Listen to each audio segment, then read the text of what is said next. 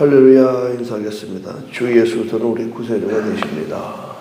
주 예수는 우리 구세주가 되십니다. 4월 11일 월요일 새벽 예배 드리겠습니다. 다 같이 신앙 고백 드리겠습니다. 나는 전능하신 아버지 하나님 천지의 창조주를 믿습니다.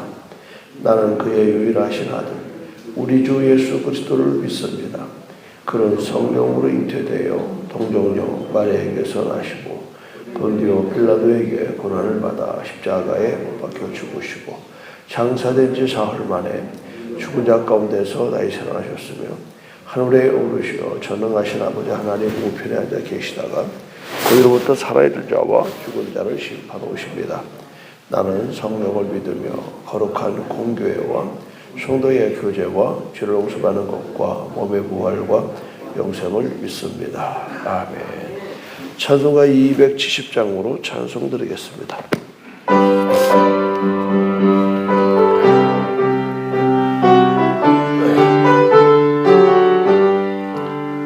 편찮는 주님의 사랑과 거룩한 보혈의 공로를 우리 더 찬양을 합시다.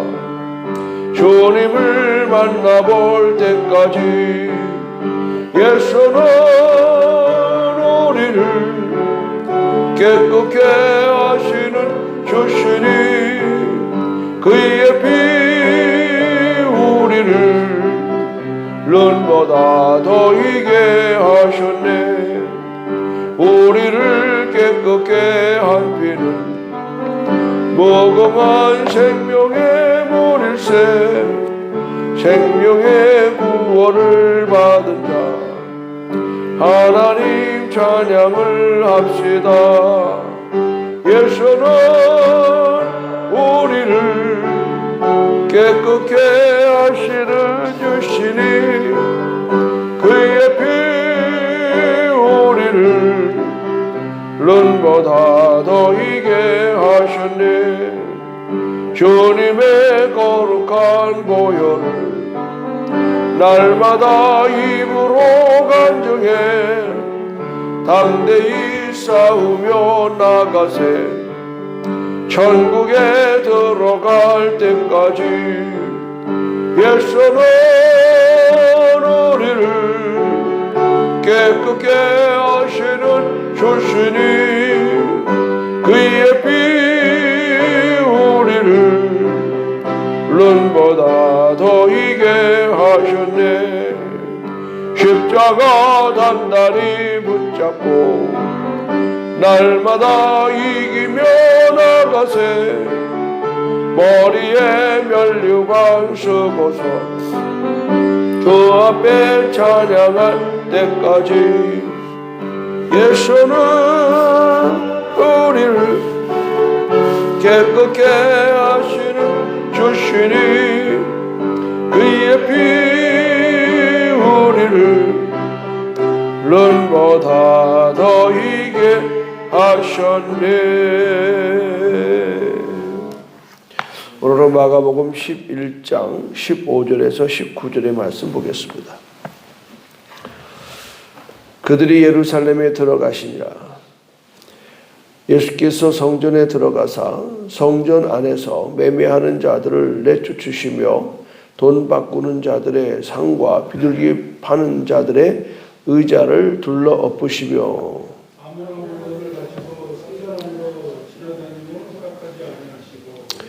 이에 가르쳐 이르시되 기록된 바 내 집은 만민이 기도하는 집이라 칭함을 받으리라고 하지 아니하였느냐. 너희는 강도의 소굴을 만들었도다 하시매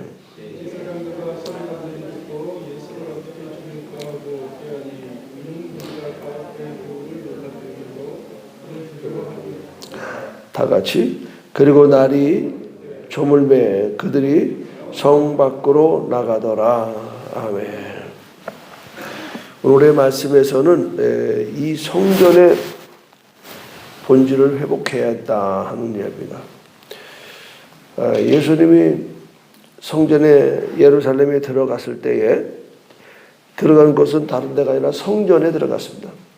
그 성전에 들어가서 보니까 성전 안에 매매하는 사람들이 꽤 되는 겁니다. 가득 찬 겁니다. 이 매매는 두 종류인데 하나는 환전하는 사람들의 매매고 또 하나는 그 재물을 파는 사람들의 매매였습니다. 우리가 신앙생활하면서 가장 그 조심스러운 게 뭐냐면 편리주의입니다. 편리주의. 지금 이제 여러분이 시대적인 이해를 하셔야 되는데 이스라엘 사람들은 전 세계에 나가서 흩어져 사는 그걸 디아포라스라고 그러는데 흩어져 있는 백성들인데 이분들이 성전에 올 때가 있습니다. 6월절에 꼭 와야 되죠. 또 오순절에 와야 되죠. 또 칠칠절에 와야 되죠. 그러니까 우리가 명절 때 고향 가듯이 이스라엘 사람들은 1년에 3번씩 예루살렘 성전에서 하나님 앞에 예배를 드려야 돼요. 그러면 그때에 무엇을 하냐? 첫째는 성전세를 드립니다. 그게 많지는 않아요. 근데 성전세는 반드시 뭘로 드려야 되냐면 이 이스라엘 화폐로 드려야 됩니다. 미국 가면 우리가 한국 돈 필요 없이 달러를 쓰듯이 이 세겔이라고 하는 이스라엘 화폐로 써야 되는 거예요. 그래서 각 나라에서 돈을 가져와서 예루살렘에 들어오면 환전을 해야 돼요. 환전. 이 환전을 하는 데 있어서 유리한 지역이 있잖아요. 환전하기 좋은 쪽. 그래서 그곳에 사람들이 많이 배치되어 있고 또 하나는 뭐냐면 비둘기부터 양 뭐 이렇게 제물을 드릴 수 있는 제물을 번제단에 드릴 수 있는 제물을 사가지고 들어오는 거예요. 그러면 자기가 출발하는 곳에서부터 그거를 가져오기는 너무 불가능한 겁니다. 그러니까 여러분 이렇게 생각하면 돼요. 졸업식 때 지금은 그런 풍경이 없었습니다만은 졸업식 때의 졸업장 앞에 학교 앞에 꽃다발 파는 사람이 있죠. 꽃다발 파는 사람들이 아주 유리한 지역이 어딜까? 대체적으로 교문에 가까이 되지. 멀리 있는 것보다 사람 심리가 교문에 가까이 왔을 때에 이제 사가지고 들어가는 게 편리하단 말이에요. 마찬가지로 이 재물을 파는 사람들이 성전에서 아주 가까운 곳에 목 좋은 곳에 이 점점 성전 안으로 밀고 들어오는 겁니다. 그러니까 왜 이런 현상이 일어나는가 하면 그 성전 안에 대제사장이 그 몫을 좋은 데를 주고 뒷전을 받아요. 그래서 이 장사하는 사람들이 뇌물을 쓴다고. 지금 말하면 저 앞에 좀 물건을 할 수 있도록 그러면은 제사장들에게 뇌물을 주는 거야. 그러니까 프리미엄이 붙어요 또. 그러니까는 성전 안에서 매매하는 그 자체가 나쁜 게 아니라 그 매매의 과정 속에서 보이지 않는 거래가 이루어지는 것을 예수님은 아시는 거예요. 그러니까 이 부분에 있어서 우리가 잘못 오해하면 뭐 교회 안에서 뭐가 매매자들이 이런 사고가 나나. 근데 그것은 바로 이런 문제가 있다. 그래서 예수님이 하시는 말씀이 15절, 17절 보시면 이에 가르쳐 이르시되 기록된 바 내 집은 만민이 기도하는 집이라. 그런데 너희는 강도의 구려를 만들었도다. 이거는 지금 누구한테 하는 얘기인가 하면 제사장들한테 하는 겁니다. 너희들이 성전은 하나님과 깊은 교제하는 곳인데 하나님과의 교제를 보다는 그곳에서 돈이 오고 가는 거에 대한 교제가 있다. 이 부분을 지적을 하는 거예요. 다시 말씀드려서 세상의 마음을 뺏기는 거예요. 하나님 앞에 집중해야 될 마음이 뺏기는 거예요. 그래서 우리가 교회 안에서 가급적이면 이렇게 물건을 사고 파는 일을 좀 못하게 한 이유가 그거죠. 특히 이제 여전도회가 다양한 농산품을 이렇게 이제 교회가 큰 교회는 만약에 합니다. 시골 교회 돕는 마음으로 그건 좋은데 이제 그게 이 여성교회가 그 사업이 주사업이 돼가지고 교회 오면은 왜 지난번에 가져간 대금 안 가져오느냐 이거 가지고 서로 불편한 관계가 되고 또 그 이익금에 대해서 순수하게 쓰기보다는 여전도회가 이렇게 다른 데 쓴다든가 이런 데서 주거니 받거니 관계가 나빠지는. 근데 그것은 그냥 아주 미흡한 겁니다. 실질적인 것은 오늘 우리가 성전인데 오늘 우리 성전이 우리가 상업을 안 하고는 살 수 없는 존재예요. 경제 활동을 안 하고 살 수 없는 존재예요. 이거 오해를 잘못하면 그러면 아무것도 하지 말고 굶으라는 얘기냐 이렇게 오해할 수가 있는데 그렇지가 않은 거예요. 중요한 것은 목적이 어디 있느냐. 어제도 말씀드렸습니다만 뭘 먹든지 마시든지 주의 영광을 위해서 해라. 이게 우리의 본질적인 부분이에요. 우리가 신앙생활의 본질은 뭐냐? 하나님의 영광이라는 거예요. 그래서 우리들이 찾지 잘못하면 우리의 마음이 이 물질에 뺏기는. 그러니까 이걸 굉장히 예수님은 견제를 했어요. 물질이 없으라는 게 아니에요. 사람이 떡으로만 살 거다 아니요. 하나님의 입에서 나오는 모든 말씀으로 살 거다. 우리들이 이 영적인 부분에 있어서 하나님의 영이시니 신령과 진정으로 예배한 자를 찾으신다. 이 영적인 게 뭘까? 한마디로 말씀드리면 하나님을 사모하는 게 영적인 삶이에요. 하나님을 사모. 날 위해 죽으시고 날 위해 부활하신 예수 그리스도. 오늘 그분을 닮아가는 게 영적인 삶이에요. 다른 게 없습니다. 오늘 그 예수님께서 말씀하기를 아버지의 집은 만민이 기도하는 집이다. 그러니까 교회는 어떤 곳이냐? 기도하는 곳이에요. 기도하는 곳. 다른 성경은 만민을 위하여 기도하는 것이에요. 만민을 위하여. 우리 기도가 두 종류가 있어요. 하나는 나를 위한 기도가 있습니다. 또 하나는 남을 위한 기도가 있습니다. 그걸 중보기도라고 합니다. 우리 교회는 이렇게 지금 중보기도를 이렇게 하고 또 함께 나가는 이런 시스템이 있습니다만은 오늘도 내가 아침에 새벽에 이렇게 보니까 저 카자흐스탄 쪽에서 기도 부탁이 왔더라고. 그러니까 수없는 기도가 부탁이 돼요. 그래서 그걸 놓고 또 함께 기도하는 거거든요. 우크라이나 전쟁을 위해서도 좀 기도하고 있는 거고. 우리가 이런 다양한 모습 속으로 성전의 본질을 늘 붙들어야 되는 겁니다. 그 기도는 뭐냐? 기도는 하나님과의 교제다. 어제도 양육반 이제 기도 부분을 가르치는데 우리가 자꾸 기도를 뭘 달라고 하는 쪽으로 기도가 되면 끝도 없고 한도 없다 이 말이에요. 우리가 대화가 사람 만날 때마다 아빠 이거 해주세요, 저거 해주세요.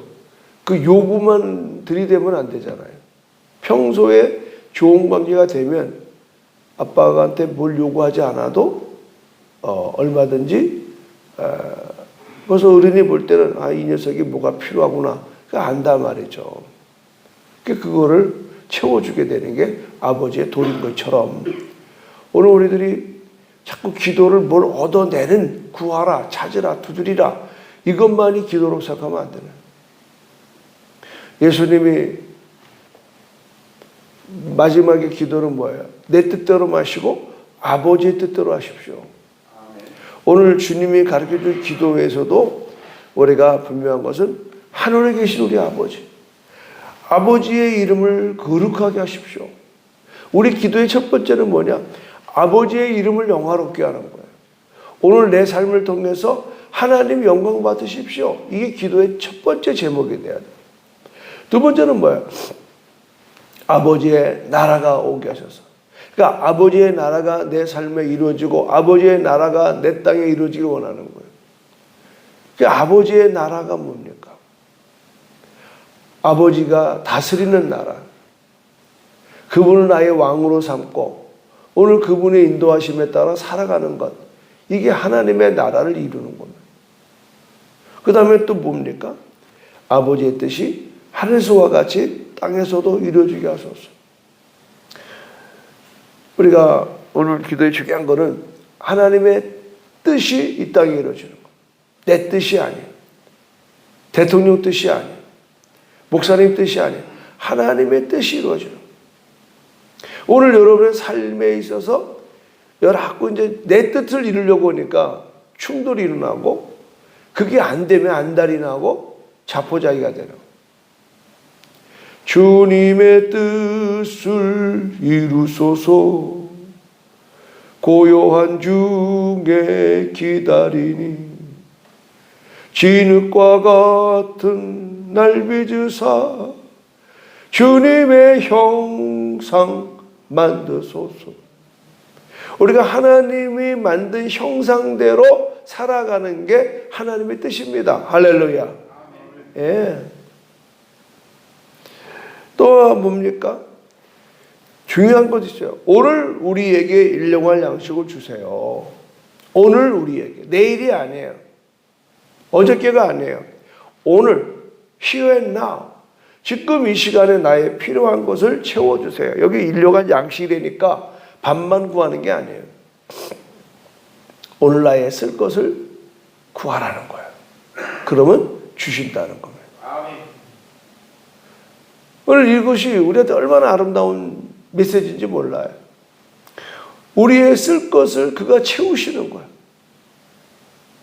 우리가 쓰는 것에 있어서 그렇게 우리가 하나님의 뜻대로 쓰기를 원하면 하나님은 어떤 경우라도 하늘문을 여시고 우리를 축복함을 믿으시기를 바랍니다. 여러분. 이 중요한 예가 뭐냐면 예수님이 빈들 광야에서 오병이어의 기적을 보여준 겁니다. 그 다음날 또 그랬어요. 그러니까 제자들 바로 말해, 니네가 엊그저께 오병이어로 5,000명 먹고 12가지 남은 거를 기억 못하니? 왜 또 자꾸 이렇게 먹는 타령을 하니? 이렇게 얘기를 한다. 우리가 늘 제가 강조합니다마는 우리의 삶 속에는요 2가지의 법칙이 있다. 하나는 자연의 법칙이 있고 하나는 영적인 법칙이 있어요. 이 몸은요 밥이 필요합니다. 밥. 몸은 우리가 물질의 세계 속에서 존재된 존재입니다. 그러나 다른 물질의 세계에서 없는 게 하나 있습니다. 영적인 존재라는 거. 인간만 유일하게 물질적인 존재와 영적인 존재가 함께 들어가 있는 겁니다. 그렇기 때문에 우리는 2가지의 룰을 따라가야 되는 거예요. 근데 많은 분들이 우리는 영적인 존재라고 그냥 영적인 것으로만 치닫고 세상을 돌보지 않고 먹지도 않고 잠도 안 자고 그럼 죽는 거예요. 우리가 신앙이 무모할 때가 있어요. 이 영적인 삶을 산다고 해서 세상적인 것을 완전히 내려놓고 사는 것은 하나님의 뜻이 아닙니다. 우리는 물질의 세상 속에서 우리가 필요한 것을 하나님은 뭐하라? 구하라. 그러면 주신다. 그리고 이제 우리가 살아가면서 정말 중요한 게 뭐냐? 우리가 잘못한 사람을 용서해 준 것 같이 우리 죄도 용서해 주십시오. 죄 용서하는 거. 우리가 용서하고 용서받는 게 얼마나 중요한지 알 수가 없어. 부부간에도 마찬가지고 자녀간에도 마찬가지고 특히 성도간에도 마찬가지고 우리 용서가 임색해요. 그래서 예수님이 이렇게 말씀하잖아요. 어느 신하가 평생 갚을 수 없는 빚을 임금 옆에 졌어요. 임금이 하도 안 됐으니까 그냥 탕감해 줬어요. 고맙다고 뛰쳐나가 놓고는 자기에게 아주 몇 푼 안 되는 빚을 진 종을 만나가지고 그 사람을 감옥에 쳐넣고 때리고 그러는 거예요. 다른 신하가 그걸 보고 너무 분개한 거예요. 그래서 다시 퇴청하다 말고 들어와서 임금님 이럴 수가 있습니까? 방금 임금님한테 갚을 수 없는 빚을 탕감받은 그 사람이 금방 나가자마자 거리에서 자기에게 몇 푼 안 되는 돈을 안 갚은 사람을 향해서 옥에 쳐넣습니다. 임금이 불러내잖아요.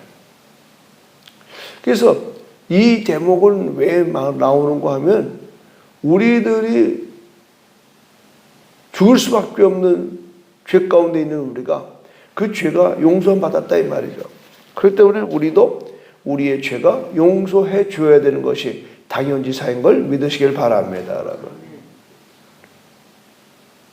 우리가 누군가에게 원망하고 용서하지 못하면요 우리 삶이 영적으로 굉장히 공고해집니다. 용서하고 또 이거 베드로잖아요. 몇 번 용서해야 됩니까? 7번 합니까? 유대인들은 보통 7번이 마지막이에요. 7번씩 70번씩 7번을 해라. 그거는 느닷없는 얘기죠. 그러나 그렇게 살아야 된다라고 하는 거예요. 그러니까 우리 기도 가운데는 자꾸 어저께 내가 누구와 다툰 게 있나, 내가 용서 못한 게 있나, 또 용서 못 받은 게 있나, 이거를 가지고 기도하라는 거예요. 그리고 요새같이 어려울 때 시험에 빠지지 않게 기도해요. 시험에 빠지지 않게. 우리가 지금 얼마나 시험거리가 많아요. 정말 시험거리가 많습니다. 유혹거리예요. 시험은 유혹이에요. 이 유혹을 물리쳐야 된다 이 말이에요. 그럼 뭐밖에 기도밖에 없어요. 내가 하나님의 말씀 앞에 무장되면 이런 부흥회는 왜 하는가 하면 이 부흥회를 통해서 우리가 말씀의 잔치잖아요. 그래서 우리의 영혼이 살찌우는 겁니다. 여러분이 이 부흥회를 신경 쓰셔야 됩니다. 물론 매 예배를 드리고 하지만 특별한 부흥회는 또 부흥 강사를 통해서 우리가 경험해보지 못한 은혜의 세계로 우리가 들어가는 거거든요. 천국은 침노하는 자의 것이에요. 사모하는 자, 침노하는 자. 그래서 우리가 시험에 안 드는 방법은 내 안에 가득 차면 안 들어요. 내 안에 가득 차면. 그러니까 내 안에 빈약하면 자꾸 남의 거 기웃거리게 되고 유혹받게 되는 거죠. 끝으로 악에서 구하소서. 이 악이라는 것은 악한 자, 사탄이에요. 사탄은 지금도 우는 사자와 같이 두루 다니며 믿는 자를 찾아다녀요. 그러니까는 이 사단에게 공격을 당하면요 이기는 방법은 딱 없어요. 말씀을 이기는 거예요. 예수님도 사단에게 공격을 당했을 때 말씀 하나님의 말씀이 가라사대. 그러니까 우리가 하나님의 말씀으로 무장되는 거예요. 어제도 우리 양육반에 이제 반장을 맡고 있는 자매가 그런 얘기를 하더라고요. 공부를 이렇게 하다 보니까 말씀을 외우고 그러다 보니까 자기가 신앙에 이런 공격을 이길 수 있게 됐다 하고 그런 간증을 하는 걸 봤어요. 그래서 이 교회의 신앙은요 양육받지 않으면 안 됩니다. 훈련받지 않으면 안 됩니다. 반드시 필요하고 우리 아이들이 학교 생활 안 하고 지 멋대로 자라서 되는 일 없습니다. 신앙은 반드시 양육을 받아야 돼요. 오늘도 여기 나오는 게 이렇게 말해요. 18절에 보시면 대제사장들과 서기관들이 듣고 예수를 어떻게 죽일까 하고 꾀하니 이는 무리가 다 그의 교훈을 놀랍게 여김으로 그를 두려워함이로라. 예수님의 교훈은 남과 달랐습니다. 예수님의 교훈이라는 건 가르쳤다는 거죠. 예수님은 이 땅에 오셔서 하나님의 말씀을 선포도 했지만 하나님의 말씀에서 가르쳤다는 거예요. 지금 신천지나 이런 이단에 빠지는 건 뭐냐면 그 사람들은 몇 가지의 교리만 가지고 계속 6개월을 가르치면 6개월 동안 그 교육 받으면 이 공산주의를 만든 사람들이 그런 말을 해요. 스탈린이. 거짓말도 7번을 듣게 되면 진짜로 믿어진다는. 공산주의 거기에 빠져. 공산주의만큼 교육자 시킨 데가 없습니다. 매일 그 피곤한 노동을 끝나고 집에 오면은 밥술 먹고 또 밤에 뭐 자아 비판이니 무슨 뭐 여러분 TV에 북한 사람들 나와서 얘기하는 거 봐요. 눈물 쪽 뺍니다. 그들은 어릴 때부터 이 발표력이 뛰어나요. 기가 막혀요. 공산당은 말 잘하잖아요. 말 잘하는 게 이 세상에 두 가지예요. 하나는 기독교인이 말을 잘하고 하나는 공산주의가 말을 잘합니다. 이 말 잘한다는 건 뭐예요? 세뇌를 받았다는 거예요. 여러분 신앙도 우리가 가르침을 계속 받아야 돼요. 그런데 뭐 한번 교회 왔다가 저렇게 어려움도 없어요. 공교롭게 두 사람 이렇게 나란히 아니야. 이 사람은 이 사람의 전대우다. 이 사람은 직장 때문에 한 달에 한 번, 두 번 나올까 말까. 이 사람은 매주 나와요. 또 새벽마다 이거 말씀을 들어요. 그러니까 불과 뭐 1년 돼가지고 신앙이 부쩍 자라는 거예요. 내가 못 깨달았냐면 양육 훈련이 굉장히 중요하고 우리 교회도 이만큼 여러분 장로님들과 권사님들이 신앙에 설 수 있었던 것은 제자 훈련, 제자 대학에 굉장히 영향이 있었던 거예요. 코로나 때문에 중단됐지만 또 다시 이제 이렇게 지금 양육법부터 시작을 하고 23일 날 우리 전인적 주일수양회 회복 캠프를 하면서 다시 이제 재교육을 들어가야 돼. 다시. 왕년을 안 돼, 왕년. 또 배우고 또 배우고. 그래서 내가 이 악한 시대에 이겨야 된다. 그 이번에 부흥의 주제가 그렇잖아요. 우리가 무너질 때, 우리의 터가 무너질 때 의인은 어찌할꼬. 그러니까 확실한 재림신앙. 정말 우리가 죽음, 사후, 노후 대책이 아니라 사후 대책을 책임질 수 있는 이제 이렇게 신앙의 이 생각이 전환돼야 되냐. 이게 안 되고 그냥 막연하게 노후 대책만 걱정하면 사후 대책이 없어요.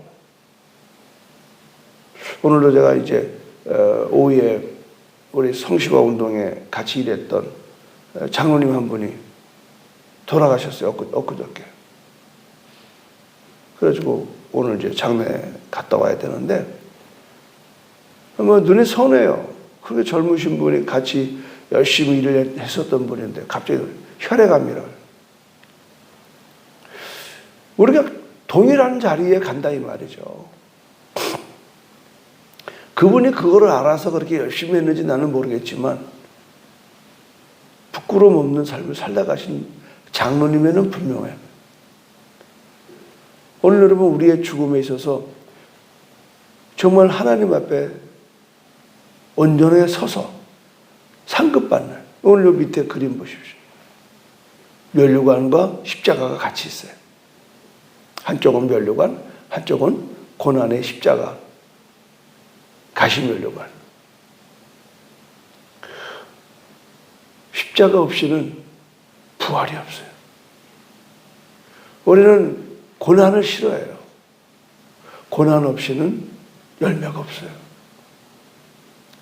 여러분의 신앙이 열매 있는 삶을 위해서 부지런히 달려갈 길을 달려가는 여러분의 신앙의 본질을 회복하는 이번 부흥회가 오늘부터 시작됩니다. 여러분을 위해 기도해 주시기를 주님 이름으로 축원합니다. 하나님 감사합니다. 하나님과 깊은 교제를 나누는 하루 되게 해 도와주세요. 언제나 기도의 자리에 나아가는 우리 되게 도와주세요. 오늘부터 우리 귀한 선교사님을 모시고 이지환 선교사님을 모시고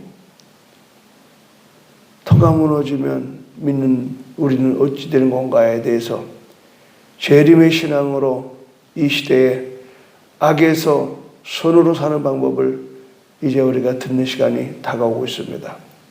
오시는 이재환 선교사님께 기름 부음을 도와시며 오늘 밤부터 이 자리에 가득 차서 참으로 우리가 영혼이 잘된 같이 범사가 잘되며 강건한 축복의 역사가 이번 집회 가운데 넘쳐나게 하여 주시옵소서. 예수님의 이름으로 기도합니다. 아멘.